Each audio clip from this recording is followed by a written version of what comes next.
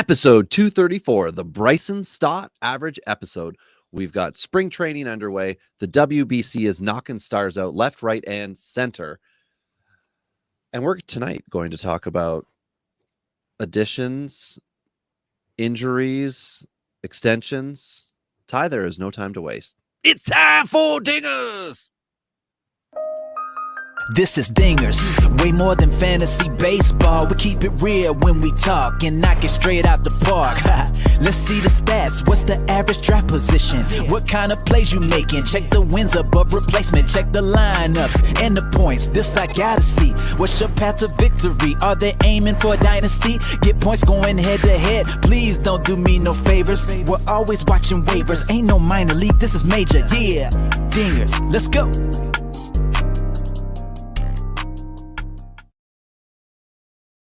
Welcome to Dingers, the only fantasy baseball podcast for smart people. It's not just Jared Kalenic that wins you championships. That's why week in and week out we're delivering tips and strategies to help you live that straight up OG lifestyle. Tyler Childs joined as always by Robbie Baseball from what looks like an NRA rally with the old Dodge Power Wagon in the back. Well, come on, Ty. Big truck news, as I had said on Twitter, was coming on the next podcast.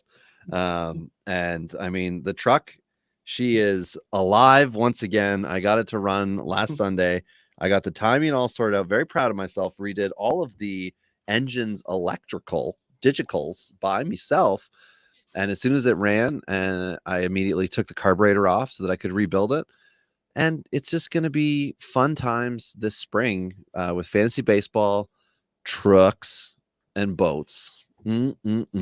I guess I got to work also, but yeah, for those of you not watching the live stream, he's got a picture of the Dodge 79 Power Wagon. He's got a piece of straw hanging out of his mouth and overalls. So, and I've got a camel on my hat, but that's a minor league ball team. Yeah. Anyway, so this is my favorite time of the year too, Robbie. But it's because of spring training statistics, not because of anything that you listed. Right. You know, but yeah. we're gonna get into it today. There's lots of real fun, juicy stuff in this spring. Like, you know, there's hype on prospects. Like, if you look at this list with the WBC, we've got qualified guys leading categories that are just like. They're reach guys. These are guys you reach for in your drafts, and it's gonna make for some interesting seasons, especially redraft. Probably, like, I think redraft's gonna be crazy this year. But we're gonna get into that. Before we do, let's do what we're the best at.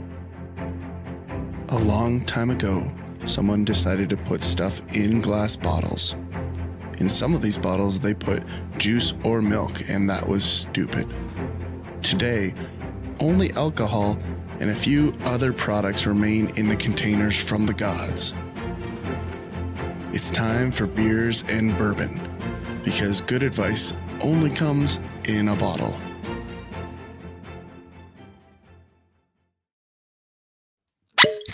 Oh, there was some good squeaky. That was a fresh cork, so that was yours was nice. Very clean. Yeah, how about a Woodford, ladies and gentlemen? Yeah, there you go. And I mean, it might be just gentlemen and a lady, so we don't actually know that. We should probably look at the demographic stats. Whatever. Well, we know the demographic stats aren't good enough that they're following on Twitter, because through the Baseball Pods fantasy baseball tournament bracket, we were one and done this year, which was unfortunate. But we went up against FTN, which is a very large site they probably have more employees than we did votes for. So they could have just sent a little quick company internal email and ended that one PDQ this year with us. But I feel like that has lost a lot of its once upon a time fun, which I think it started during COVID and everybody had lots of free time on their hands at that point in time. But I think the big reason it's become less fun though isn't because it's just set up to skew towards big platforms, right? They need to set 100%. It so that there's a bracket for different categories, right? So, similar to the way the NCAA splits, they don't put all their best in one category, right? And then sometimes they intentionally put good teams against each other early on. Like We're recording on a Friday night. FDU just 16 seed just upset Purdue tonight, which is a crazy upset. Second team in history to do that. So fun things though. These can happen in the baseball pods, but it should be like industry sites, right? So if you are owned by NBC or you're owned by Right. a large platform, you should be there because really, like, that can be their own mini championship, right? They all fight each other for number one in their bracket, and they can call that their own thing, right? But then it gives all of the smaller platforms something to do. It's an easy solution. It's just a matter of putting it into action. I like that idea. I also think just the fact that like 3 of the 4 years it's been tainted by people trying to like well, in one case like bot voting a couple years ago. I think that was last year. There was some bot voting going on. A couple years ago it was somebody who contacted somebody from a different platform and was like, "Hey, can you have someone, your spouse tweet about this?" And they directed a whole bunch of people. Like, so it hasn't been listeners. And I mean, for us, we're not trying to gain listeners through the podcast episode by episode, because you kind of find us, I think, organically for the most part. If you come to us through Twitter, that's awesome. We used to be a lot more engaged, but as time and life has went on, Twitter's become less of an entrance point and more of an attack point for people, where they just want to tell you you're wrong, even though it's like off-season stuff or dynasty rankings and all that stuff. So I mean, you withdraw a bit because you don't want to go on there to get into those conversations. You're happy to have the debates, of course, but it's got to be like a debate where somebody knows what they're talking about with you, not just somebody saying, "Why do you have, Nathaniel Lowe is your number 6 dynasty first baseman?" That's stupid, and that is their argument. And you try to reference like, "Well, did you see what he did in the second half last year? I didn't like ranking him that high, but watch the drop off and think about what's going to happen in Texas." And then you try to logic into the conversation, and then they start getting into ex-wobas. And you're like, no, it's baseball. It's not just stat. We're not buying stocks here based on sales information. We're looking at potential outcomes here in a more realistic sense. So anyway, here's the crazy thing that I would have fired back at him, Robbie. He's, of those 3 guys that are the major ones on that team, I think he's the most likely to be a potential MVP candidate, right? And that's saying something with Seager and Simeon there. So like I would back you there. Yeah. And I will say this though. SB's in the bag, Bubba. That's what I'd like to call I will say this though. No one attacks me on Twitter about my Nomar Mazara take. So I think we are good. Yeah, sure. Okay. Well, that was like a joke of the day, Ty, but I've got one for you. So I was mentioning my truck earlier, got it running. So it's not safety allowed on the road yet, but I had to go get some air in the tires, went to the local gas station and go to get it, and there's a charge, and I'm like, what in the heck? I have not paid to put air in my tires in years. So I went inside. I didn't have any cash on me, and I said, what's going on? Why are you guys charging me for air in the tires? And he just kind of looked at me, and he's like, inflation. Jeez. I feel like I can't tell if you made that up or not, but either way, it's a terrible joke. I actually have a baseball related one, which is, why did the baseball team hire a pastry chef? Oh, I'm very interested. I don't know why. Or batters. There you go. I like it. I'm gonna bring that one to work. I am bringing that one to work. Yeah. I thought you'd like that one. I do. So tonight, Ty, we're making it fun and exciting for everybody. We're going through some spring training hot news, I should say baseball hot news, mostly spring training related, of course. And if you've got an injury on somebody from, that you roster in Dynasty, we're going to talk about the guy that got hurt and then what the team might be thinking. And in addition to that, some spring training stats, because we can't get away from them during this precious time of the year for you. So we'll kick it off with former Blue Jay prospect, now Minnesota Twin prospect, I guess now converted outfielder Austin Martin, shut down now with the UCL sprain in spring training. That is unfortunate. We've talked about him a little bit, how the dynasty the value has worn off through dynasty leagues, and this might be a good time to pick him up. I would say you could double down on that right now, Ty, if you still feel that way. I'm not in the Austin Martin book of acquire, but for those that are, it just got a lot easier. But I would just like to reference Minnesota, Royce Lewis.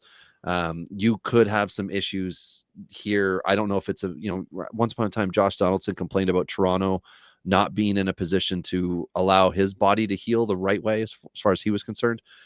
Maybe Minnesota has an issue with that too. I don't know. But what are your thoughts on that with Austin Martin?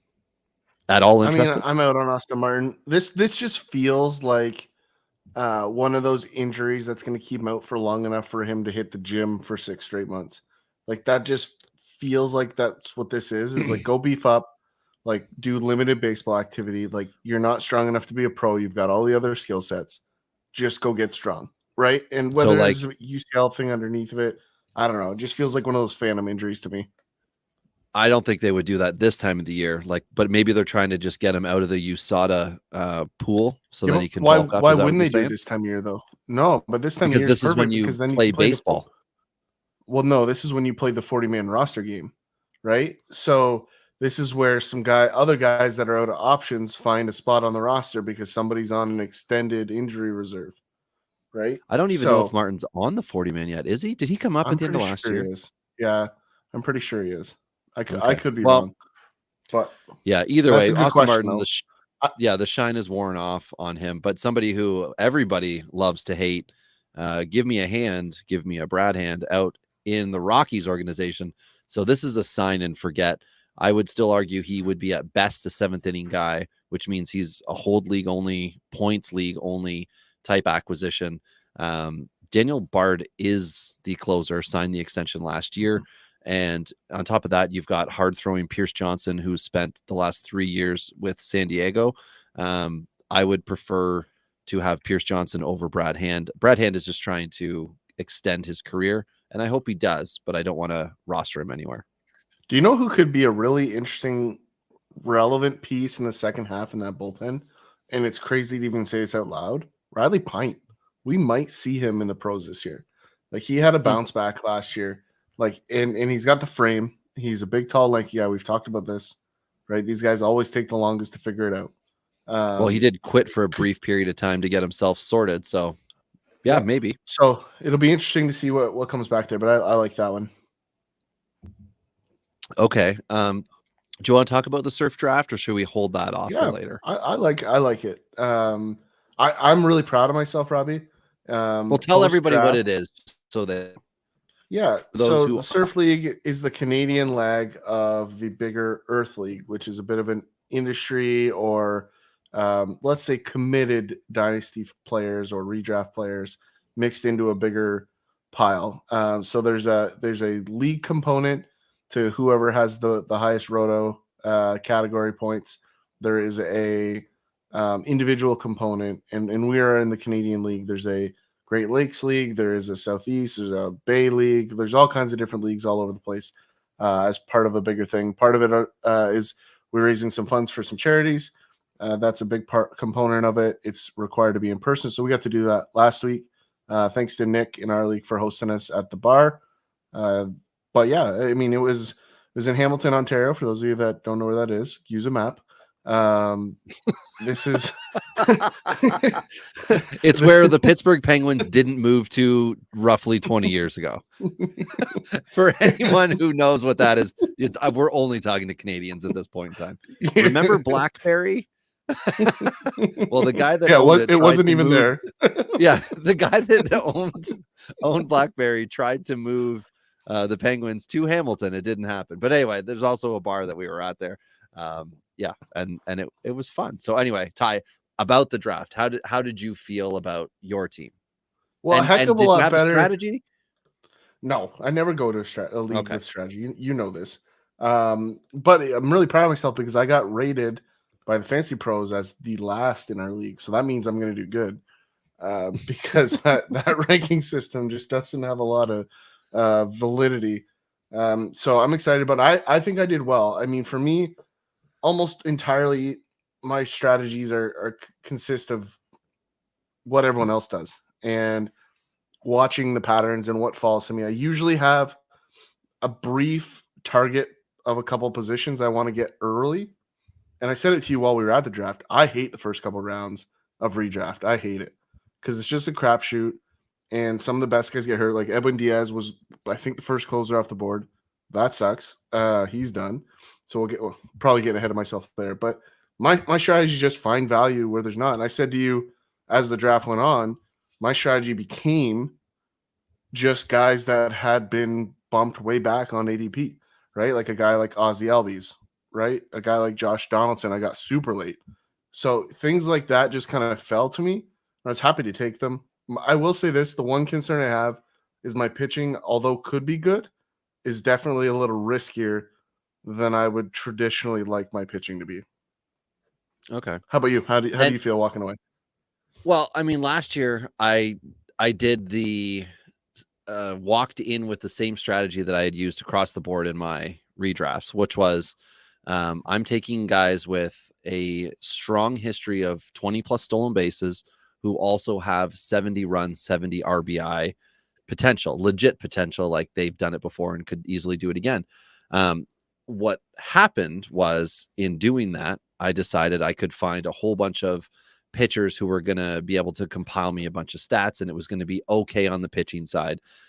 In my head, I had mapped out ways in which to do it. So it was very well thought out, and it did not pan out whatsoever. And I struggled a lot. So this year I thought I'm going to go more traditional and do something that I don't typically do, which is I'm going to cover my corner infield positions and make sure I've got a couple of locked rocks in. And I drafted from the 9 spot. So in a snake draft, it was like 9 and 21 or something like that is where I was. So I thought, well, I'm going to go with one of 3 guys. If for some reason Judge falls to me, I'll take him, but I don't think he should. Otherwise, I'm going to potentially take, Soto or Ohtani. And it ended up being Ohtani, which why wouldn't it, right? I mean, that's my boy. If we're picking one, if I have a favorite son, it's Shohei. And then on the way back, I'm trying to remember exactly where I went here. I think I went with Devers. I was kind of off to the races at that point. Ended up Matt Olson was my first baseman, and I had a good, solid looking infield. I was happy with that. I think Verlander may have been my next one, and all of a sudden I had 2 pitchers 10 rounds earlier than I had the year before in all my other drafts. So I felt good about it, because drafting Ohtani, especially specifically through the NFBC website, you pick whether he's a hitter or a pitcher. So I thought it allowed me to make him my pitcher.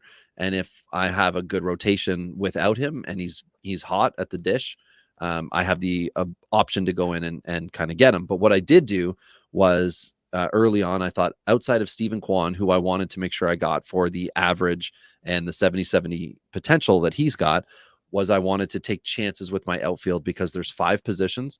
And in MLB in general, there's just more outfielders than there are any other non-starting pitcher, relief pitcher position. But in NFBC, they only count closes. So relief pitchers are limited in their value.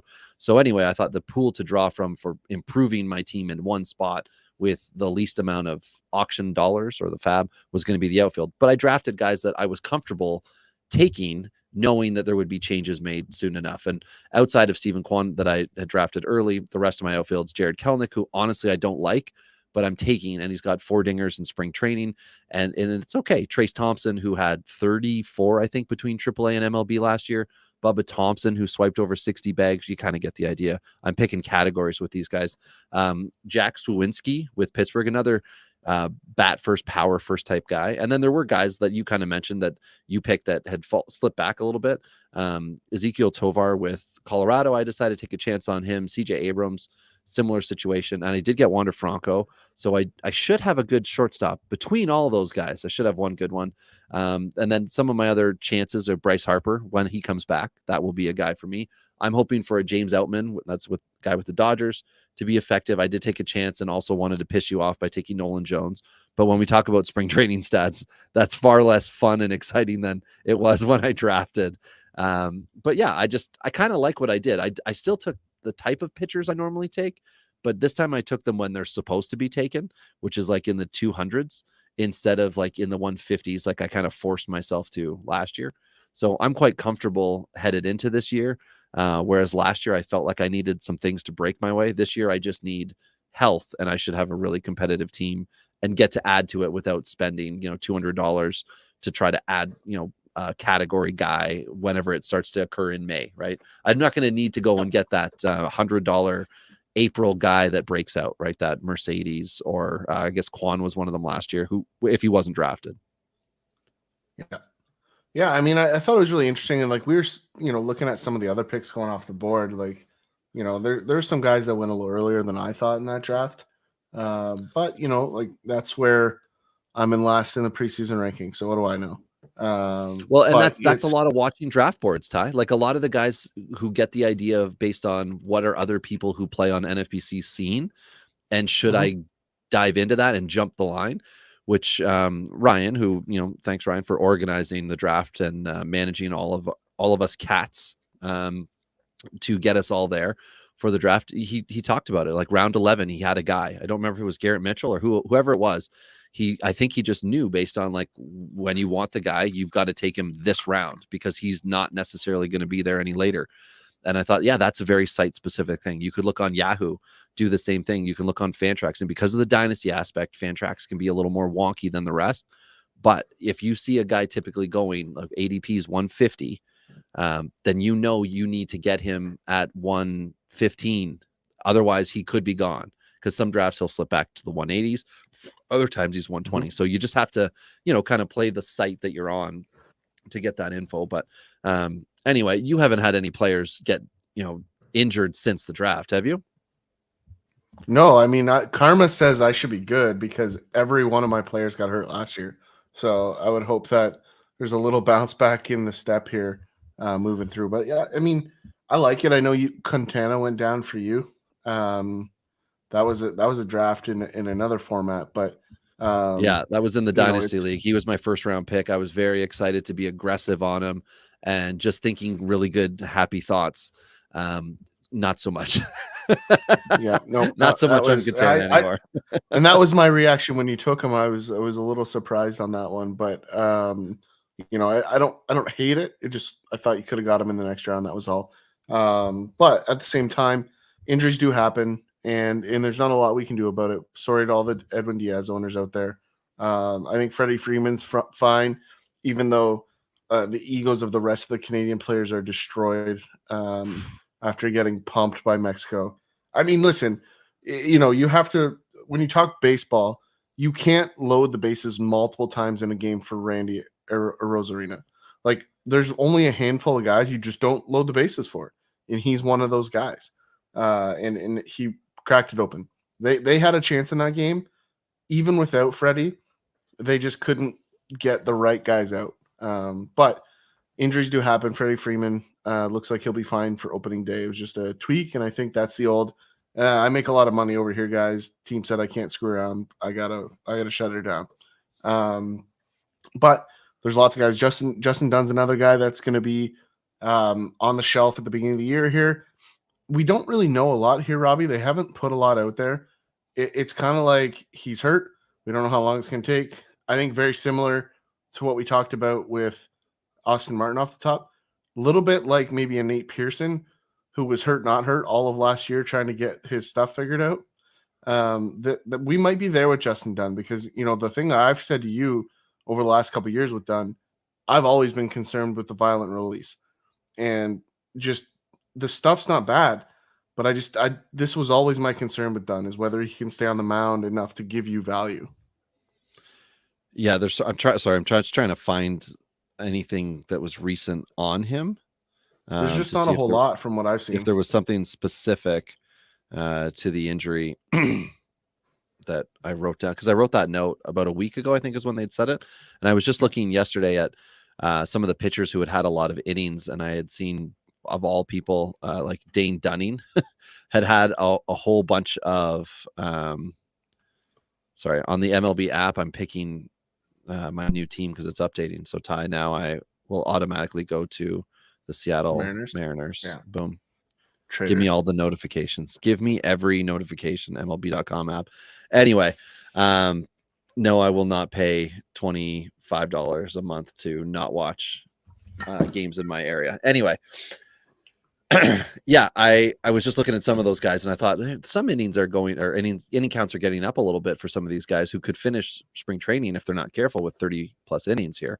And then it just made me kind of wonder what's normal for a pitcher in spring training. And it varies greatly based on who the Mhm. pitcher is. So there are a lot of guys who would be entering their like age 24 through 26 year who have not become official major leaguers at this point, like locked and loaded rotation guys who Mhm. will end up with 22 to 30 innings in an attempt to get into the rotation. And I feel like that's a bad sign if they're putting 30 in before, and then the expectation is to push for another 170 out of them. Because I think we all forget about spring training totals. We Yep. should see 50 or less spring training at bats for most regulars.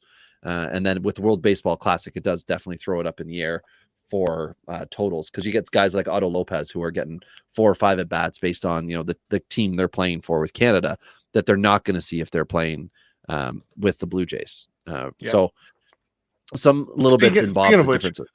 really quick for anybody that is in deeper formats, Otto Lopez is going to be the last man on the Toronto roster.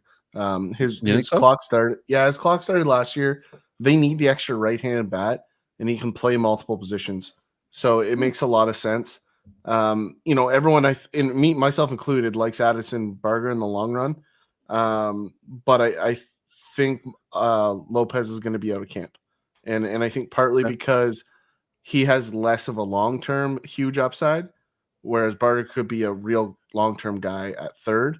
I think they're going to send him to play more third at AAA, make sure he's comfortable with the position, and let Otto sit on the bench at the major league level. That's my take. Okay. All right. That's fair enough. Well, we'll keep rolling through here with other guys. We got Detroit taking a shot with Trevor Rosenthal, minor league deal. It's interesting. Detroit does have the potential to be able to give him closes because they don't have a locked and loaded guy, but a lot needs to break right for Rosenthal to be in that spot. I just Gavin don't. Lux is, I don't think he's straight up better than Justin Lang. At this stage, he once was. yeah, he For hasn't sure. been healthy to be able to. Yeah. Yeah, he certainly hasn't But been even able to when- say, look at my track record recently. But even when he was, I just don't know that he's better than Justin Lang. Period. Well, first Lang's got to get the job, I guess. Then we'll have to see where it goes from Lang's there. got the job. Okay. All Yeah, right. it's But his we know job to Foley's. lose. Yeah, it's his job to lose, but we know Foley, is knocking on the door, and I believe Foley's having a decent spring. Gavin Lux is going to miss this upcoming season. Who do we think is going to be the shortstop, second base solution that the Dodgers come up with? It's got to be Bush, right? Well, it should be if you are looking at the logical way that a team should roll out their depth, but the Dodgers do anything but the logical thing, and what they do is they find the next Max Muncy. So who is going to be that Muncy type guy? It could just end up at this moment in time being Rojas regularly playing, Vargas regularly playing at second base, and then we could see what could come of any one of those guys in the Dodger depth system. So I'm just going to try to very quickly take a look beyond Michael Busch, Jahmai Jones, once upon a time a prospect with the Angels, was with Baltimore last year. Now he's in camp. Jorbit Vitas, who was in the AFL, but he's only 22. That could be another kind of out of nowhere option. And then, I don't know. Cody Jose is a legit third base, I guess. So I wouldn't want to put him in that. I think they want Muncy at third. If not, he's DHing. But I do think that's what they're aiming for, is to get him in at third. I've got an interesting one that this is a flyer for sure, but this is somebody that I think we talked about a little bit. Austin Gauthier, Gauthier. He was a non-drafted guy in 2021.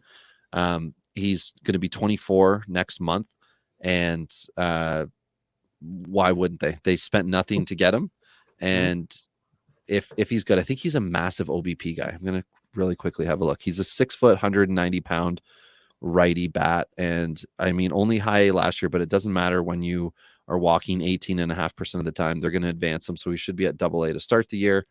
And all of 2022, he had 397 at bats with a 22.2% walk rate, a 20% K rate. I'm drooling. A BABIP of 376, which is going to be the issue that gets corrected at the next level. But with the OBP still being good, like 461 last year, push him up. If the OBP drops 100 points, he's still a 360 OBP guy at AA, AAA. He could still be, the BABIP could take a 50, 60 point dip and he's still over 300 with it. There's a lot of room for Austin Gauthier to become a secret stash. But again, this is dynasty talk. This is not your redraft. You don't want to go pick him up with your last pick. That's what James Outman's for. Anyway, the Lux thing sucks. Everybody was pumped up because he looked like Conor McGregor. When spring training started, you got the bicep pick early and then people got excited. But do you remember one big armed guy who disappointed us for several years recently, Ty? Colorado just signed him. Big arm guy? A big arm guy with a big bat, heavy swing. Yeah, the Moose is in Colorado. Yeah. I didn't know that we were talking about their body types. So you lost me a little bit on that one. But my apologies. It's interesting. It's interesting because I don't know if he's a lock to play. I doubt it.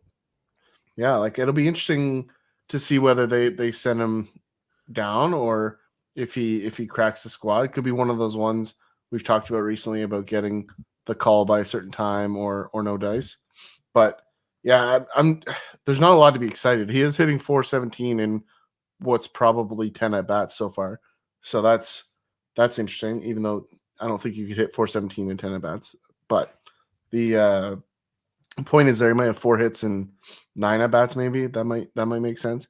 But it's definitely an interesting pickup there because it definitely puts pressure on Nolan Jones, who we like. It definitely puts pressure on some of the first base corners that they have in the system. Toglia, who's had a reasonable spring. You've got who's the Montero's the other potential. Grant Levine's the other one. Yeah, Montero's the other corner. So that like they've got a lot going on. I think Montero back in AAA if you want to give Moose a spot, because I'm sure he's got those opt-outs, right? Like if you want to just like try to see what you've got, but you don't need to have, him and Cron and I don't know if Bryant's going to be back and healthy and normal. Like, I don't know what kind of power you want to bring every night that's going to end innings, which that's Moustakas, that's Cron. They're just trying to do one thing. And then what are you really getting out of Charlie Blackmon now? Like, what's reasonable to expect? He's not that he's a power hitter, but like, you just don't want these guys who are going to have a lot of strikeouts to be littering your lineup, because they're going to be ending your innings when you're trying to make rallies. They're just, Moustakas will be getting out. But if you can hit for if he can hit for average, that would be great. But can he, or is he just like you said, Ty, had a few hits early in spring? Yeah, I'm actually surprised they hung on to Charlie. Like they obviously have some loyalty to him, but I thought for sure he was a candidate to find himself on the move. Definitely thought that was going to happen. Speaking of guys on the move, Will Smith landed late this spring in Texas. Interesting. Add some depth to that bullpen. I think the days of him closing the games are over, but this could be a really strong 7-8 arm for hold save leagues. There's still some strikeout upside here. Not a bad sign by Texas, if you ask me. They got a good deal on a guy that can get people out. There were rumors he was going to Miami. For anyone out there getting jiggy with it, that's a deep cut. I heard that song at work today. You know what I said, Ty? This song slaps. It's been a year. It's not a bad song. It's not Never a bad forget. song. Never forget. Anyway, Edwin Diaz, who everybody does want to forget, is out with the patellar tendon injury. I don't really want to get into the whole WBC injury thing. I think it's stupid. You could just as easily be excited over anything you do in spring training, or walking, making yourself a grilled cheese sandwich. Whatever happens, you can get hurt. So I think that's kind of irrelevant to this. He's out. What do we do now? You've got Dave Robertson. You've got Well, I think it's the one thing I think is really interesting on this really. Yeah, with Diaz, I can see Zach Britton ending up there too. He's still floating around as a guy just to add some depth. It's kind of a high ticket signing. He was in New York. He there's a lot of things that line up there. But the interesting one, how hard is it to do a jump in a celebration? Like, how many times are guys going to get hurt in this thing? Like, that has nothing to do with WBC. Like, do you not know how to jump? Like, I just don't understand it. Like, that's the thing I can't wrap my head around with these injuries. It's just, well, once upon a time, Mariano Rivera got all mucked up, shagging balls, right? He loved to do it. He just got hurt once. So injuries are super random. But for this one, I kind of the Rayleigh, Ottavino, Robertson thing. I mean, we talked about it a couple weeks ago with the RP thing. Ottavino value just popped up, but because he did finish well last year, anyone who only looked at the stats would be like, "Oh, Ottavino's a good guy to have." So he's probably got some value already in your dynasty leagues. You're not getting him. I would once again like to raise my hand and point to Brooks Rayleigh, who can now come in and be assured to be in your hold league, your points league, once again relevant, and potentially, however the Mets want to do it, because he's a lefty, he could be a closer if the night requires it. So I think he could now be in contention to maybe pick up 5+ saves, depending on, we got to see what happens in April. But the nice thing is that the Mets are still set up decently. They kind of had 6 starting pitchers. They had a pretty good bullpen. They still have both now. They still got 5-man veteran rotation. They still have a decent bullpen. But the wind taken out of the sails, that marketing department has some work to do for the fan base once again. I don't know. They picked up your boy today. Did you see that? Who? Dennis Santana is now a Met. Oh, really? Wow. Yeah. I have not seen that. That's exciting. I had a long day. You know who could be a really interesting addition to the bullpen that nobody's going to talk about for a couple weeks here is Eliza Hernandez. Starter, could turn closer. Upside. Tyler McGill, less likely, but also could fall into that category as well. So those are 2 guys that I think have the potential to fill some back inning roles for that team. And like you said, they've got that depth. It'll be interesting to see how they use it. David Peterson looks like he's pretty much locked himself into that 5th starter spot. He's been pretty good in the spring. So, yeah, I think those other 2 very easily could be the back end pieces that the Mets need to fill that out. I like that idea. Now, somebody that we had kind of banished away, turns out he's going to be okay. Mike Clevenger is back with the White Sox. I mean, he wasn't good last year when he was with San Diego. So just so everybody knows he's back. Listen, the only thing is he can't be a whole lot worse than he was last year. So coming back, right? You got to assume he's going to beat what he did last year. That's just, I think, a safe. His wife? No, I mean, no. Well, if we're talking fantasy, probably, yeah. But the Mike Clevenger bobblehead for Family Day is off now. So, oh, man, I am on fuego, baby. Anyway, Clevenger's back if you care. Cool. Ryan McMahon, Ty, this is a fun, exciting one with the Brendan Rodgers injury, which we'll get into shortly. He's going to eventually become the second baseman, and that's very exciting. And Nolan Jones could very legitimately be the third baseman, which is kind of what we were talking about earlier. He can't suck real bad, or Mike Moustakas is going to cut into it. And maybe that would be the move that they want to do, is they want to have Moustakas up with Nolan Jones so that they aren't just punting it with 2 younger guys, and then see what comes of it. But it's interesting to kind of create a little bit of competition in camp. They also are trying to push Nolan Jones. He's been getting a lot of at-bats. We'll talk about how they've been going later. But knowing that you can now get Ryan McMahon, who's going to become multi-position eligible again, depending on your league setting, it should be no later than the 10th game. I'm sure he's going to start every day. So he should be second base eligible, get 10 games in after Colorado's played their 10th game. This is a good dynasty move for us for the next 2 years, because after the 10th game of this year, when he gets second base eligible, he should be able to carry it over. And then it's a matter of, did they move him to third at all based on what happens throughout the year? Does he return to third, I guess is what I should say. Or is Nolan Jones going to become the third baseman, or is he going to be a left fielder type floater guy? It creates some interest in the sad news of Rodgers being hurt. Yeah, I mean, I think Jones is definitely on the bubble right now. He needs a strong finish to secure a roster spot for me, because otherwise he needs to get regular at bats to figure out or reset. Yeah, you can't give him 10 a week in whatever your Thursday, Sunday games. That's not going to work out well for him with a pinch hit here and there. He needs playing time. The real issue though is they don't have outfield depth. They're really shallow with outfield depth right now. They've got Bryant, who's not even a traditional outfielder. Blackman, who, and that's the other thing. There's no talk about him going to third, right? They're not talking about Bryant. They're talking about Jones is now the guy to go to third. Why wouldn't Bryant be the auto? Because they have no depth. They have none. Like they have zero. Right, Hillard's gone. Right, they have Blackman, Daza, and Nolan Jones. Right, like that's And kind of Dawes it. straight average, which we talked about Yep. him in the outfield thing. And the other But thing, he's the other field. guy, He's the only guy that can play center in that group. right? And the other guy that I was really excited about was Sean Bouchard. And I mean, we'll talk about it later, but Sean Bouchard could be gone all year.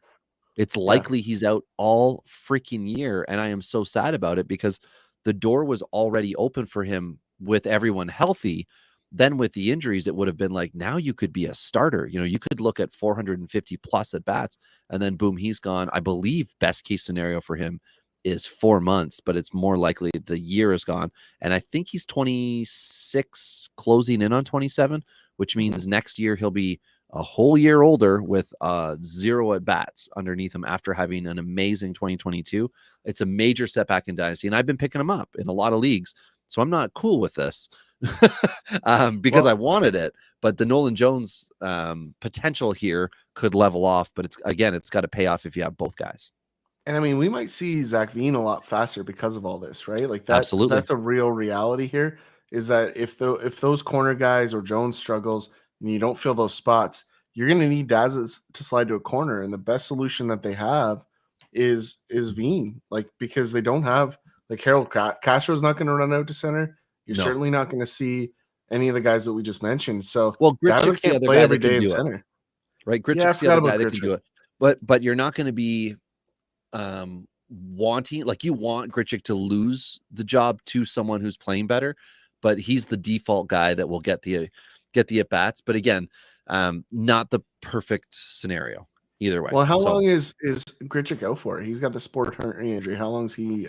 I don't know that has a specific timetable at this point. Okay. So yeah, but I'm just kind of looking at him problems. as somebody who could, the Rockies are in some trouble. Also in some trouble yet again. Another Nationals starting pitcher, Cade Cavalli. At least this time he wasn't up in the rotation when he was destroyed, but he's now going to be having Tommy John. This is the third of, I think they're 3 best at one point in time, at least, prospects. Mason Denenberg's another one who was down, and Jackson Rutledge is the other. All 3 who were once upon a time their 1, 2, 3 starting pitcher prospects, all Tommy John. It's upsetting. Not as bad as all the hype around Andrew Painter. And I mean, we previously had the conversation about him too, Ty. UCL sprain now. We know where this could lead. We know that this is going to potentially, and I'm going to say worst case scenario is the Nate Pearson thing. So let's not have anyone, go jump off a cliff and sell Painter right away. But just keep in mind, if you are hearing worrying news from the Phillies and someone else in your league is like, I would really like to have him, I'm really willing to take a chance. If you got that guy in your league, look at what he might be able to offer to you in legit prospects. And this is definitely a situation in my mind. If you're making a dynasty trade with a top 10 starting pitcher, and in some instances, some lists, a top 10 prospect, you get a 2-for-1 minimum back, and you get one guy who is going to get MLB time this year, which will help ease the pain if Painter does come back and is dominant. And you also have your second prospect who should be absolutely legitimate, and you could make that kind of a deal if you're thinking of making a move. I don't know, Ty, I just kind of did that off the cuff. Do you have any idea if you were going to be trading for or trading away a Painter, what you would be looking for in that scenario? I'm taking someone close to the show and someone with a super high ceiling. There's a 0% chance I'm trading Andrew Painter. Wow. The injury from what I've seen is 4 to 8 weeks. So that suggests it's not very severe. Unless something came out today that I didn't see. I don't think this is that bad. Even if it is, we're still talking about a 20-year-old with crazy upside. I'm still not trading him, because if I'm in a dynasty format, I'll wait for the injection of that butt muscle into his elbow, and we'll get going. So like I don't see this as a problem either way as a dynasty owner. Now, if I'm in a redraft, you dang right. If somebody offers me anything at all, like, I'm taking it. But right. And you get those keeper leagues too, right, Ty, where you have really interesting, like every keeper league has different costs associated sometimes with keeping players, where, it's like a 5th round pick if you've kept 7 guys. And sometimes for prospects, it's like every prospect after 4 is like a 15th round or later pick. Like there's all those things where like it could be a little more important to consider deals. I guess that's my thought. I'm also generally really I like to rank them really high because I know that they always seem to have the exact same impact on your fantasy team, but people want to really heavily weight the bats for prospect pedigree and forget the fact that who wins your leagues just as equally. Well, it's your pitchers, right? It's the guy who goes out and throws 140 innings when he was expected to throw 10, at the end of the year, but he ended up putting in basically a full year for you. Those guys are the ones who are your league winners just as much as, I don't know, name your top prospect who comes up. It can't be Jared Kelenic. Your Julio Rodriguez type guy who's supposed to change the world. Well, there's also starting pitchers like Spencer Strider who do the same thing on the other end and don't get the respect. So anyway, one-time prospect, one-time disappointment, one-time cusp player, looking like he was about to be an everyday starter, injured. Leody Taveras shut down oblique strain. Ty Q, Josh Smith, Clint / Jackson Frazier, Ezekiel Duran, and the guy who will actually win the opening day roster spot, Bubba Thompson. Battle. Now there's roster spots up for grabs with Texas, and I love it. I think this just for sure ensures Bubba Thompson gets in. But Josh Smith, I'm going to guess, has the next spot on the bench. First guy up, fourth outfielder. Jackson Frazier, who I'm going to call him that because that's what apparently his name is, despite what a lot of fantasy sites are doing, calling him Clint still. Fangraph still calls him Clint. But I don't know. He's been okay, I think, in the spring. I don't know if you have his stats up here, Ty, but he's been a player at least. And Duran, I think they can just suppress a little bit. It's not a big deal to have him. I can certainly find him really quickly here. Sure. MLB.com still showing him as Clinton. So, if they're leading the charge, that's it. He had a hot start, 34 bats, 206. So, I mean, I think you're going to see he's cool. Josh Smith and Bubba in a righty-lefty platoon to start, just to ease Bubba in. I think they're going to want to keep him on the bench in some games for late inning speed. With the way that roster is constructed, I think you don't have a ton of need for the defensive piece because if they're going to win games, they're going to win a lot of games by scoring runs. But late in games, I could see him. So I think that you're going to see a little bit of both usage. And if you look at what that bench is going to look like with guys like Sam Huff, in all likelihood making that team at some level, I think you're going to have a need to have him on the bench sometimes. So I think that's going to be why he cracks it and why they go platoon. And also, they like Josh Smith. Josh Smith, what you don't see on the stat sheet is that Josh Smith has a ton of hard at bats. He puts a lot of baseballs in play. Doesn't show up in fantasy, but when we're talking about roster decisions, that stuff matters. I do think there's way too many people way too high on Ezekiel Durant. I just don't. I'm not saying he's terrible. He's definitely a better, deeper league. I just think from what I've seen, he's going way too early based on people thinking he's got a path to at bats. But like half his at bats are gone to Josh Young. Like already, they're gone. They're not coming back. Interesting note here, Ty. The potential exists for Josh Smith, Ezekiel Duran, and Clint Frazier to all be potential bench options with Brad Miller. But Duran, Smith, and Frazier were all teammates with the Yankees 2 years ago. Yeah. So that's fun that they have, now they're all still going to be competing instead of it being on AAA. It could all be there. But anyway, very disappointing for me because I've got them everywhere. The dreaded forearm tightness, Ranger Suarez with the Phillies. I'm not going to get too worried about this, but him in conjunction with Painter and my fear of tightness becoming shut down, this is not ideal to have in March for Ranger Suarez and the Phillies. So Seiya Suzuki on top of Zach Wheeler just being an absolute pile of garbage right now, that rotation's in big trouble. It's early, but it's not good. Spring training, you want highlights, not it'll pan out. But Seiya Suzuki, he's barely made it out of the first inning though. Like that's like in multiple starts. That's the concern. Okay. All right. Well, Seiya Suzuki is hurt. He's going to miss at least the first week of the season. That's the outfielder with the Cubbies. The fun part there is that they have 9 potential guys that could all fill in. So it's a matter of who do you want to see? And, basically what are we going to see a week from tonight? Headed in for lineups over that next week. How are they lining guys up and where are they going to give opportunities to? So Yuli Gurriel, who went from being like a batting champion to a disappointment on a World Series winning team to getting a minor league deal with Miami, along with shortstop Jose Iglesias, who was, what did he bat last year? 302, I think Iglesias batted with Colorado. Both the guys on minor league deals. I mean, it does still look like Jordan Groshans is going to be a starting MLBer with Miami, but I could see Iglesias, because we know he's good defensively and we know he makes good contact. Miami absolutely addressing the high K thing that they've had recently with Luis Ariz and Iglesias now coming up. That could be your middle infield if you want to really cut down on Ks. I don't know that they're going to want to give Iglesias a starting job, but he certainly is still a major league asset. And in the one league where the real money auction league where I have him, I'm very glad that he got a job because I wanted him to be a legit starting shortstop somewhere. And I think he's got a great chance with Miami. But more importantly, Yuli Gurriel really screws some stuff up with Miami. And I don't like that. So I don't know how you feel, Ty, or dynasty guys and girls out there feel.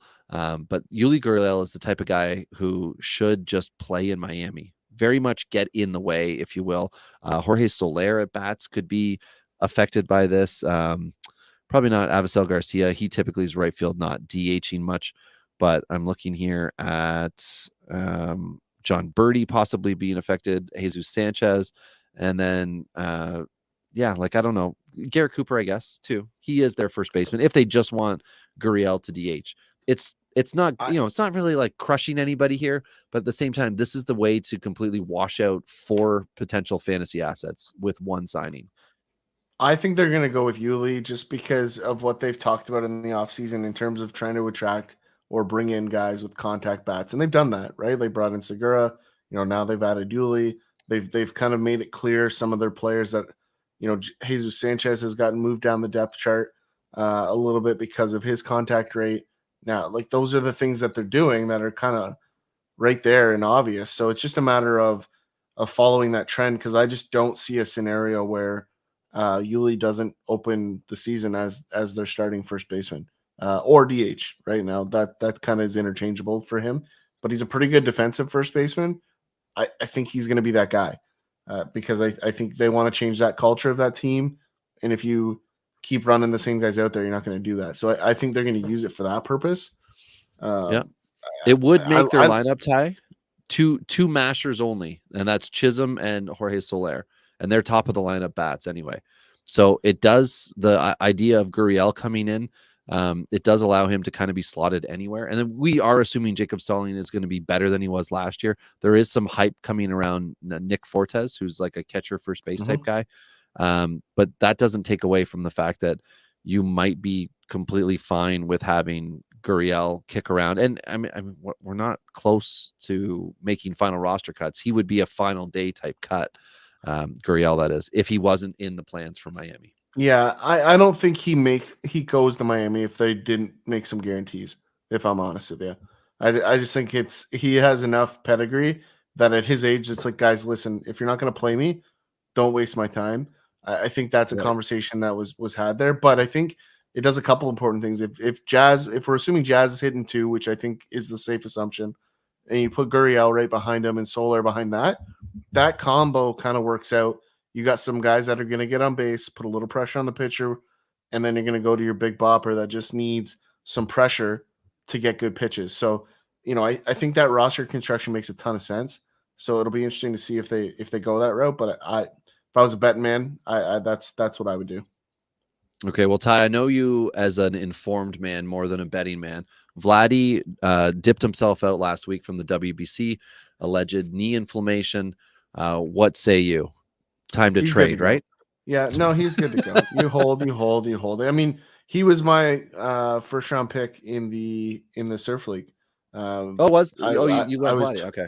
I was 12. It was tough. Like, I could have went Machado, who was my other guy that I was looking at, but I had targeted Jung a lot later. I think Jung's going to be the rookie of the year, so I targeted him for a later acquisition. So I made that decision based off of that. It was too early for me to take the risk, and I also think Vlad's just too far back. Like, he had what most people consider a bad year last year, and he hit 30 home runs, and that team got better around him. So I don't see a way that he's not better. And I think I got a steal there, but I think anyone that's concerned about the injury shouldn't be. I think that was, listen, like he got a little tweak, kind of like Freeman we talked about earlier, and it's just like, listen, you're not going. We pay you to be here. You're too important to this team. You're not going. So I don't think there's any concern at all in that scenario. Okay. San Diego's wasting a roster spot on Rougned Odor. That's all we need to say about that. More importantly, JJ Bleday was getting time with Oakland right off the hop in center field, and I was getting ready. I had the note, could be a sleeper over Esteury Ruiz. Nope, he's been sent down. Now, Bleday was not terrible, was not overmatched. However, Oakland just made it clear that they wanted him to be in minor league camp over major league camp. So everybody... Go ahead. One thing there, Robbie. I think the other piece of that, though, is that Christian Pache made it clear he was going to take that roster spot. Yeah. Pache has also looked good, and I think that's exactly it. They said Bleday is not a bench player. He's a starter. So he's going to go back to minor league camp, and he's going to be our starting center fielder at AAA. And that's exactly, in my opinion, that is exactly what's happening. I know it sucks if you are like me and have multiple Bleday dynasty shares, and you're like, this is the time. This was the right trade. Well, just hold on, just hold on to it now. If anyone's getting frustrated out there in your leagues with the Bleday move because they thought, what's the deal? Pache kind of came up and out of nowhere had this strong year. Or sorry, not Pache, Ruiz, and Pache came over in the trade last year and wasn't good. Why is Bleday not getting the shot? Well, because Oakland's going to slow play it a little bit and make sure that this wasn't a flash in the pan. They want Bleday to be legit if he's coming up. So it's not ideal. I wanted him to have a strong spring and to get a lot of at-bats against MLB pitchers. He's back now in AAA, and we're going to have to wait and see. And Pache didn't have any options. That's the other piece of that equation. So it was always really out of options. Yeah, he's out of options. So I thought he was the other. Is he 24? Yeah, but like Atlanta yo-yoed him a little bit in that season with all their injuries, right? That's part of it, is that that decision, like Bleday probably would have made that team if Pache didn't have it, because there's not a real reason to move him off. But Bleday now, there's a couple guys, Kevin Smith put a little pressure on it, but I think you're right. Go get regular bats. I think we'll see Bleday in May, June, whatever that deadline is. We'll see him. I would prefer for him to miss 6 weeks, 8 weeks, 10 weeks, whatever, and come up and just be part of the team moving forward, then I would have him come up and, do that little thing we see with a half a dozen guys where they're up the first half of April, they're really struggling, then they get sent down. It's like a mercy demotion, and then it hurts them. Speaking of like a mercy demotion, Nick Eaton got that thanks to Jackie Bradley Jr. signing with the Royals. And a lot of people out there thought Nick Eaton was really good, and he was last year. But where was he going to play, or where is he going to play if Jackie Bradley Jr. is legitimately a Royal and taking time away? I'm a little upset about that. There's also Dearden, an outfielder with Houston, who I picked up a few shares of this offseason in Dynasty. He had a monster AA year, got promoted to AAA, and then didn't finish strong. Again, I'm talking about a minor leaguer, 25, I think he will play this year. And should be one of those guys who comes up, struggles the first time, makes the adjustment, and then takes off. I like him with Houston. But again, Houston has disappointed me in recent years with their promoting of outfielders and then not giving them time to play. JJ Machevitz is one example. We also have Jose Siri, who now with Tampa Bay is apparently going to be a liked player after everybody completely disliked him last year. And I was the only guy out there on the Siri mountain. But anyway, Dearden is another guy with Houston who's popped up now. Have an eye out for him in your dynasty leagues. And then Ty, a legit catcher, has signed an extension. Yeah, I mean, Kyber Ruiz, high contact guy. I mean, the big thing here, Robbie, that I think this is an interesting signing for me. Like, he didn't have a breakout year. The deal is pretty team friendly, but at the same time, like if you're Kyber Ruiz, why? Very happy. Like, why though? Like, why? You're saying why? Like, I mean, for me, like if you think you're great, like this is always the concerning thing for me. Like if we go back and we look at the what was his first name? Polanco in Pittsburgh, Gregory Polanco, like one of the first guys really to be part of that like extension of arbitration, right? Like that was really where it Matt started Moore to was become like the most severe case of it. yeah, and so Like like 2 starts. but just look at the history of all these guys, right? Like if you go back and you start to stack it up, like the guys that sign these deals don't have a great track record. Okay. You know, Acuna's was richer than this, right? His obviously has a pretty promising start to it, but like, you know, at the same time, like that's my big concern. And listen, I was in on Ruiz. I like Ruiz, but this scares me a little. Like I just you can't bet on yourself at that point with the pedigree that you have. What do you know? So I don't know that it's reasonable. It's just that's the gut, and I can't shake it. Interesting. Excuse me. Bless you.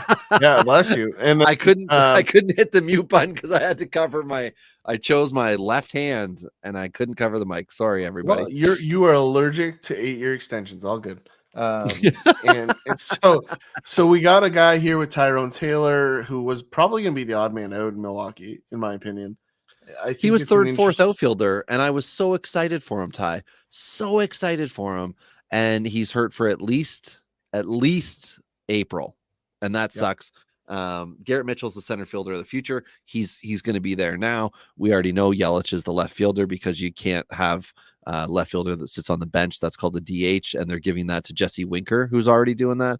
And then right field now, which is where Taylor was going to get the at-bats, looks like it's going to be possibly like an Owen Miller, Mike Brousseau, which we know is not going to happen despite his strong spring, or Brian Anderson. So it's a weird situation because I just don't think they're going to call up the Sal Frelick prospect yet, or the Joey Weimer prospect yet. Tyler Naquin is a non-roster invite with Milwaukee, though, so that would be one under the radar if there's some type of injury that occurs where he could swoop in and just become the starting right fielder. Well, and really interesting, just a side note, as you were going through that, I just stumbled upon Brandon Nimmo got hurt today. Looked semi-serious leg injury. Oh, So that could be another devastating blow to the Mets. wow. Yeah. Yeah. So you go and buy a team and they get hurt. Yeah. The guys that you already had go and get hurt, and some of the new ones. And then Cody Senga, I guess we didn't mention that I forget what it is that happened to Senga. Thought it was a hand injury. Okay. Wasn't it a thumb or something? Yes, that's right. It was. We were kind of talking about it at the draft, weren't we, last week? Yeah. So anyway, there's a shot with him, and then go ahead. Sorry, before you move past Milwaukee, that was the only other thing I wanted to touch on really quick. Like there's a couple outfield options, right? And this is part of that infield cluster, right? Like I think Weimer's in contention. I think Frelick's in contention. But you also have like Owen Miller, who played some games in center field in the spring. I think he's going to make that roster primarily as an outfielder. You mentioned Tyler Naquin. Toro is another one that I think could potentially bounce to left field. So I think regardless, like Tyrone Taylor for me was always on the outside. And I know that doesn't sit well with a lot of people, but that's just me my specifically. tough take. Yeah, 100%. But now they're going to slow play him because he's going to get hurt, and then he's going to get extended springtime well into May, and that's the part that eats at me a lot. Brendan Rodgers, just so we're cover it here, dislocated left shoulder.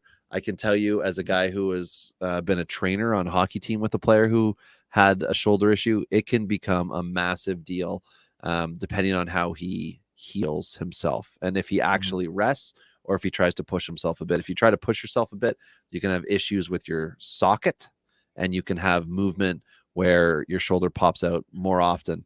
There was the guy that specifically that I was kind of referencing, who he would hit somebody, and sometimes if the hit didn't go over well, he would come to the bench and be like, my shoulder's out. And he would need to like either sit that day and the next day, or he would be like, can you try to pop it back in? It was effing disgusting. But and this is a 16, 17-year-old kid who's trying to do it. I don't think an MLBer trying to make millions of dollars is going to be pushing himself. So what I'm saying is we could be without Rodgers for quite a while here, which is going to allow that Colorado situation we mentioned earlier to kind of become fun and exciting for us, unless everybody sucks. Yeah, there's a lot going on there for sure. Yeah. So Ty, right before we do spring training stats, because that's basically just you talking about guys that are doing things that we do or don't care about. There's a couple starters who I think their dynasty value was recently dropped. Andrew Painter, in my opinion, his dynasty value has recently dropped. Joe Musgrove with the broken toe in San Diego, which we know could affect, and we kind of talked about beforehand, Adrian Morion, who could slide into a starter role. This could more or less kind of cement that. And then yet again, Tyler Glasnow out. We won't see him till June at the earliest now. This sucks. Everybody wants to see good things from. We don't want anyone to get hurt, but there are some guys who just except for Yankees and Red Sox. Sorry. Even though I'm a Mariners fan, still F the Red Sox. Glasnow is just not a dynasty buy anymore. You can't do it. He was once upon a time like a sneaky sleeper. And as soon as he kind of had that establishing year, that was it. That was the time to make your deal, be done with him, and then allow him to be good for that, whatever it was, 12-week period before he got hurt. I think it was 2021 was when all this occurred for him. And now we're like a year and a half later. So anyway, Glasnow, if you're still in on him, you're stuck, but Ty, spring training stats, I do have a few guys I will mention in and amongst your others, but really, my friend, the floor is yours. Yeah, I mean, you have a couple guys here that I'll leave for you. I mean, there's some really interesting stats. Like Robbie, I've been sending you like constant updates on Mickey Moniak. It's hard to block texts. Yeah, but it's something we talked about Mickey Moniak. Yeah, but if you remember, Robbie, this time last year he went off with some power numbers, and then he had a really unfortunate injury in the tune-up games right before the season. That derailed what would have been him on a roster. Like he would have cracked. Well, I don't know about MVP, but like as much as I like him, that I don't see that. But if you look at what he's done, 34 at bats in the spring, 14 hits. He's got a couple stolen bases, only 4 strikeouts. Robbie hitting 412 with a 1091 OPS, right? So it is the spring, but we saw the progression of power last year. He had a hand injury, so the power is going to take a little bit longer to come back. Left-handed stick. I mean, he's a far more likely option to make the Angels than Joe Adell at this point, given the right-handed bats that they have in that lineup. I mean, it could be the end of Joe Adell in Los Angeles. Like they might move him out for another piece, like or move it back into further spot in the organization. And frankly, he would benefit from it because if you look at what their bench is, like Brett Phillips, like come on, Brett Phillips isn't the guy. Like we've talked about. Brett Phillips is almost leading minor league spring training in strikeouts, and he's going to have a roster spot. No, I don't agree with that. I actually think they're going to cut him. I think he's there. MLB deal though. I don't think so. I'll find out right now. I'm on there. Where did he go? Up top. He is what looks like on a major league deal. So I mean, at the end of the day, I don't see him taking a roster spot though. Like I mean, you can't justify when you got guys to fill out that depth to carry Brett Phillips. Like I'm sorry, it just doesn't make sense because you don't have a strong left-handed presence. You've got Shohei, you've got Jared Walsh, and then Brett Phillips. That just doesn't cut it. So if you're looking at the roster construction, you've got a guy that can play center field, right? You don't want Trout playing out there every single night. You've got the left-handed stick. I don't see why they would not take a serious look. Now, will he crack it? I don't know, but that's an interesting one. Another one, Robbie, that I think is a no-brainer in every format that people have just went to sleep on for exactly no reason because his minor league track record is legit. Is Christian Encarnacion Strand in Cincinnati was a big part of the Tyler Mahle trade, I believe, going to Minnesota. Absolutely destroyed minor league baseball as a member of the Twins. And the Twins hate having legitimate power bats, so they were like, we got to get rid of this guy. So they sent him to Cincinnati, and he had an okay finish to the year or last year. Whenever he got there, he had an okay year. And at the end of the day, this is a guy that has 15 hits in the spring, 26 at bats, Robbie, 15 hits, 13 RBIs, 4 bombs. Joey Votto's on the shelf right now. there's a real chance he cracks that team out of spring training just out of necessity. And Joey Votto might never be the starting first baseman for Cincinnati ever again. He might play DH, he might spell, but this could be the changing of the guards, because he's doing everything he can to win that job, and probably has a real shot. So that's an interesting one. We all know about Jordan Walker being great, so we don't need to talk about that one. The one that I think is, for me, I want to flag, Robbie, and I've flagged it before, is Tristan Casas. Now, he's hitting okay in the spring. He's hitting 389, 1089 OPS, 2 bombs, 6 RBIs, 5 strikeouts. He's not going to be a huge strikeout guy. Sorry, he has 9 strikeouts. I read the wrong line there. 9 Sorry, strikeouts. did you say Casas? Tristan Casas, yes. Yeah. So just for anybody that's heard me transition, because I was all in on Casas, and then as he got to the upper minors, like, the thing that I've seen is a lack of balance. He's strong. Like, he's lifting balls out in the spring that probably don't go out in Boston, right? They probably don't go out in the fall, right? So he's going to have a couple month window where maybe he can lift it. He's also going to be facing significantly better pitching. But, like, I've watched him a couple times now, and just anything off speed, he's absolutely lunging at, and he's just got some hand-eye coordination. But when you're talking about a guy like Casas, who you need in terms of value to hit for power, like, I'm really concerned about the power, because he's more than strong enough, but, like, he's playing in a depleted minor leagues right now, depleted spring training rosters. He's only got 2 home runs and 36 at bats with talent native pool. like with a guy that you're wanting to see power numbers from. Like, for me, if you ask me Strand or Casas, it's a no brainer. Like, and it's Strand all day, every day. And I think a lot of people have it the other way around. And I think that's, like, why I want to flag Casas, because I just see him getting exposed in a really, really big way. Jason Dominguez is very similar, less of a bottom half problem, more of a top half problem for him.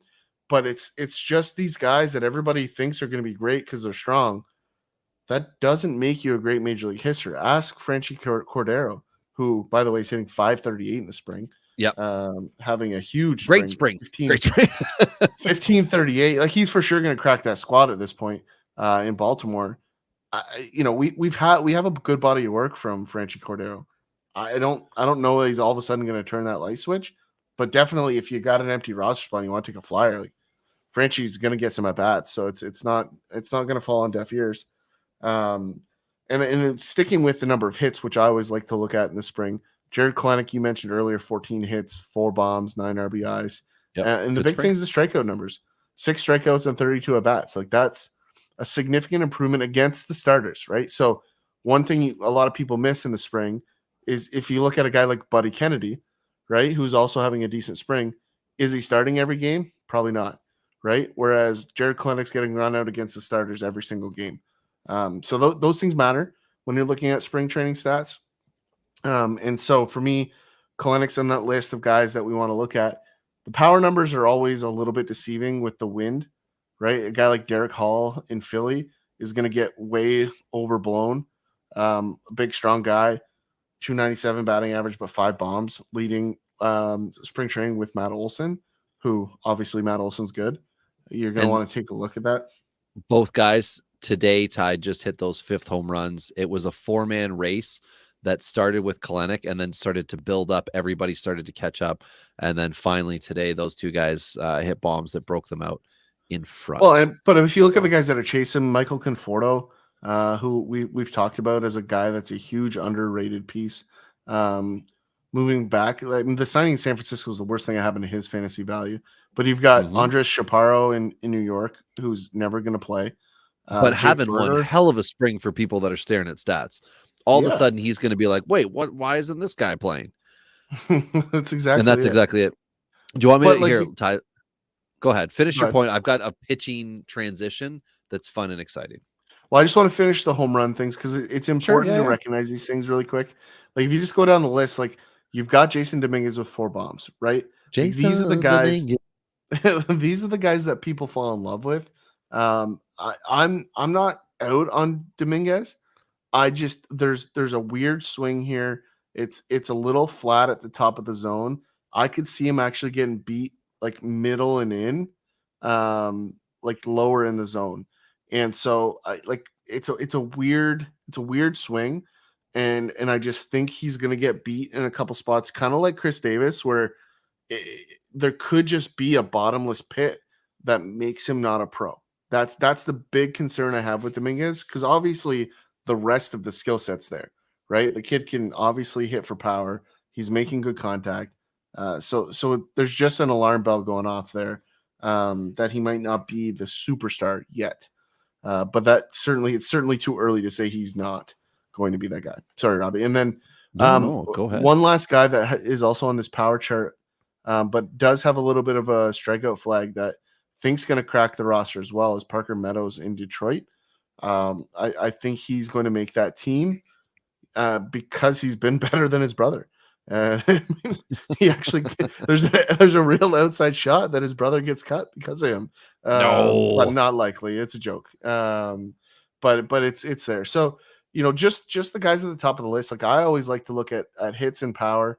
Or who's making good contact, like not just contact, because there's lots of hits in the spring, but who's hitting doubles to go with those power numbers, right? I mean, at the end of the day, that correlation, it's not super high, because the most home runs with anybody on the leaderboard doubles, the first guy that pops up really is Tristan Gray with Tampa Bay. He's got 3 bombs and 4 doubles, right? So nobody before that on the doubles list has more than 4. So, and Gray won't be going up against starters also, Ty. Never, right? But Franchi's in there with 2 bombs and 4 doubles, right? So, there's just things that you want to compare. It's never one stat category. I think that's where people get lost in the spring. Sorry, Robbie. Go ahead with the pitching transition.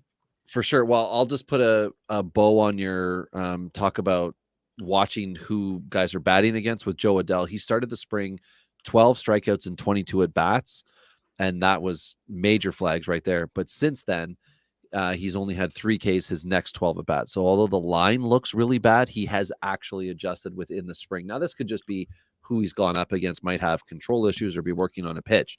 But again, when you get into the minutia of this, you've got to consider those things. And Joe Adell making a minor improvement at this point, the dynasty value is totally league dependent right now. Like, there are leagues where he has a big price tag, attached in salary leagues. Guys are just hoping to get rid of him, or they're in so deep they just can't. So they're crossing their fingers. Like, he makes the roster. They're crossing their fingers to get out from under this, what it now looks like bad investment.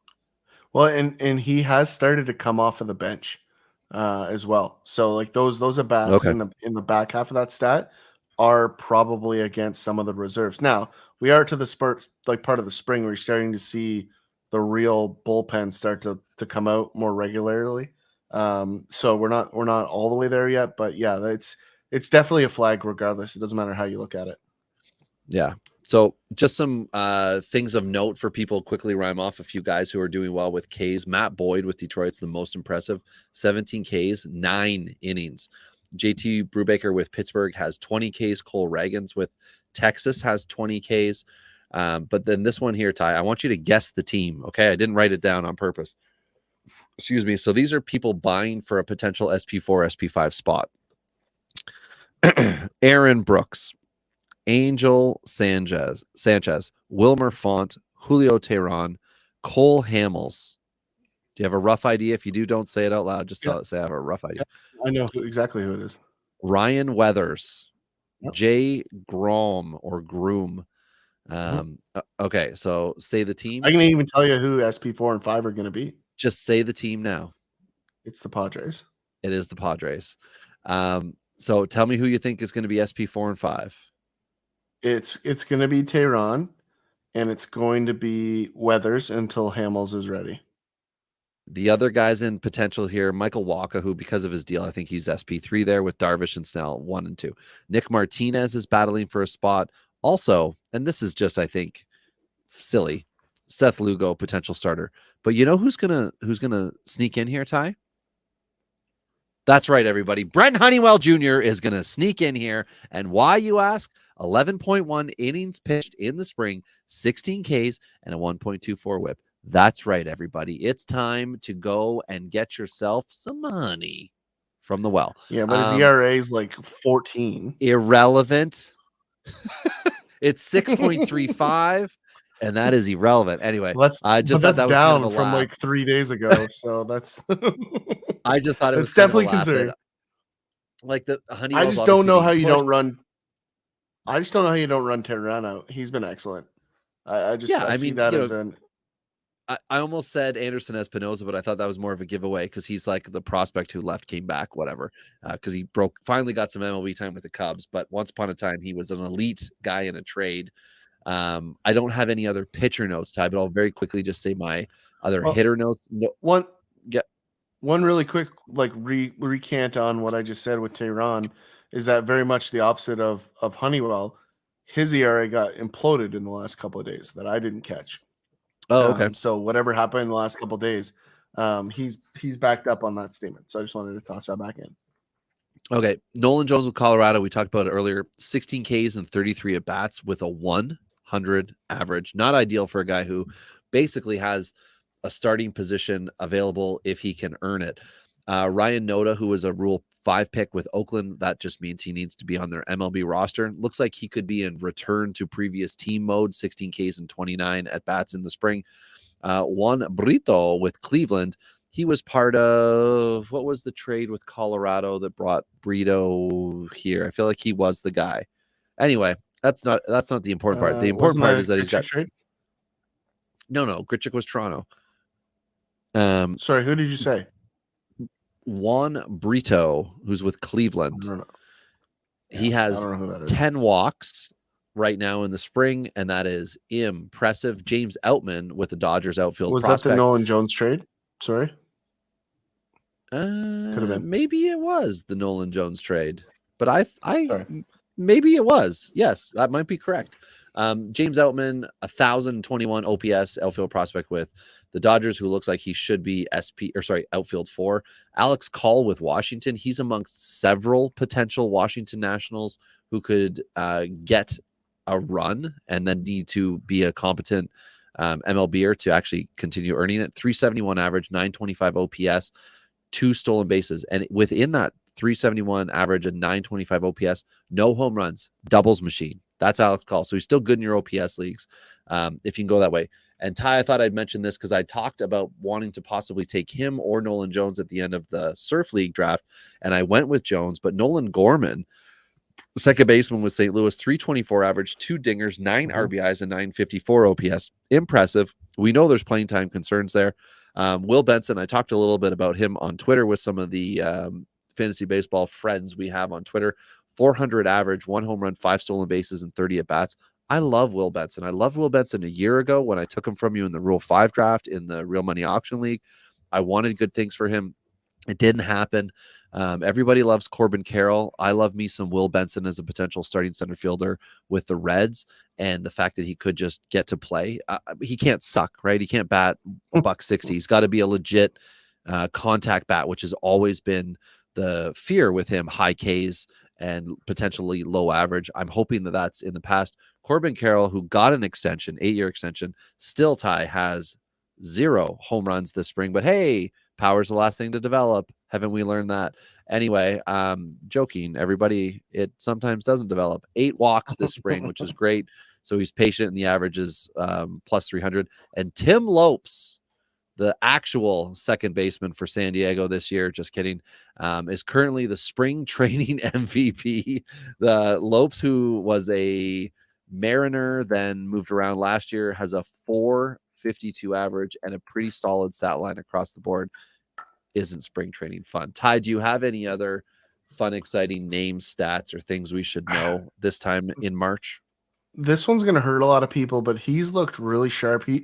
If you need the whip to be great, that's the one alarm bell.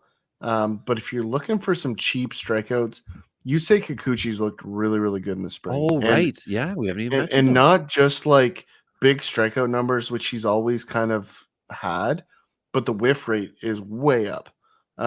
He's dusting people, and it's just the walks, but he's been better He has 9 walks in 13 innings, though, Robbie. Oh wow, And I it's did not know that.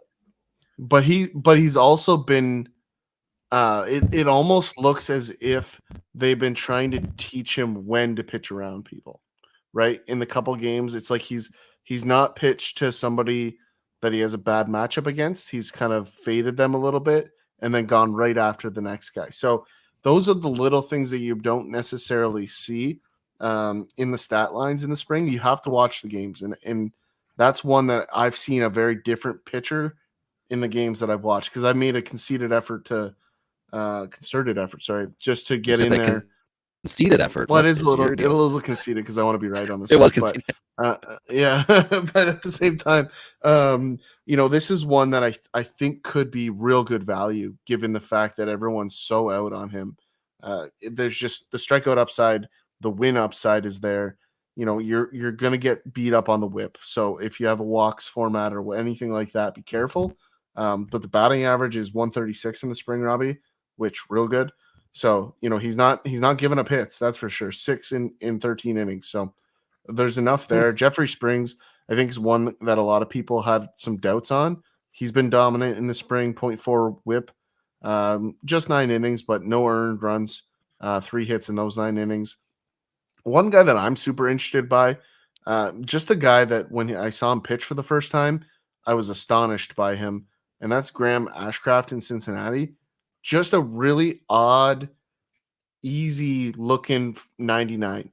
And he's been okay in the spring, 15 strikeouts, just 2 walks in 11 innings. So that's a guy I could see kind of being a breakout on the pitching side. A guy that just not a lot of people in on. Like Brandon Pfaadt's a guy that's everyone's kind of looking at. He's had a great spring as well. Nobody's really paying attention to those second year guys that are ready to grow into it. Like I know you've got a couple guys, Robbie, that you like. That's a guy that I could see stepping out of the shadows. Okay, yeah. Josiah Gray certainly would be the one on my list, like leading the list for me as forgotten. Ooh, I do have one more to add, guys. Robbie. Yeah. Yeah, one more to add, Robbie. Just a guy that everyone's forgot about, and I own him everywhere, Robbie, and that's Dustin May. Yeah. I keep talking about him because I just don't hear about him. Don't think enough people are high on him. He's been really good in the small sample in the spring so far. He's going to have a job handed to him. So I think people need to pay more attention to some of those bounce back guys. Okay, fair enough. If that's it, are you good? Good for now on the spring Of training? course I'm good. I'm always good to banter with Although those the that last want to pod, attack on Twitter. you were like, I still got 19 guys I want to mention. Yeah. No, I'm good. You came with a list. I didn't expect it to be as long as it was. But anyway, upcoming podcast things. We've had a little bit of conversation about what potential topics could be with some people through Twitter, things of that nature. So people do want to know some prospect information, specifically like the likelihood of guys making either opening day rosters or impacts by midseason, which is always important in Dynasty. You don't want your entire prospect or your minors, however it's set up in your league format, to be teenagers who we're not going to see for 4 years in a best case scenario. So, who might be some late off season pickups that could help you out before the All-Star break. That's a good one. Somebody else had suggested we do a top 25 under 25 dynasty ranking, which I think is pretty fun topic. So it's basically, who are you going after, regardless of what people think right now? Who are guys who we're kind of banking on for team building? I think that's a pretty good one. And of course, people still want to know first year player draft stuff because drafts are happening every freaking day. Yep. And I think Robbie's audio is a little choppy there for a minute. So if anybody has that, Robbie's basically just saying good content coming. Get excited. There's a lot more to cover as we go into the season here and as we wrap up the rest of the spring. But let us know who you got questions about, right? If you want to send us a message, who should we look at from guys that maybe we didn't mention today? Should we get excited about some of these guys? Let us know. Hit us up at Dingers Pod. But until then, it's been Rob and Tyler here on Dingers.